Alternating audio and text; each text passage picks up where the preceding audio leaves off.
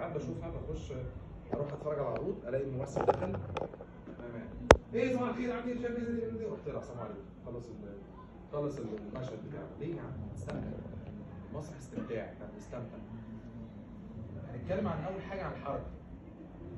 ما ينفعش انا كممثل واقف بتحرك حركه طبيعيه الا اذا كان الدور عايز كده. بتحرك حركه طبيعيه ولا الممثل فاتح برجل عامل كده، بلاقيها كتير.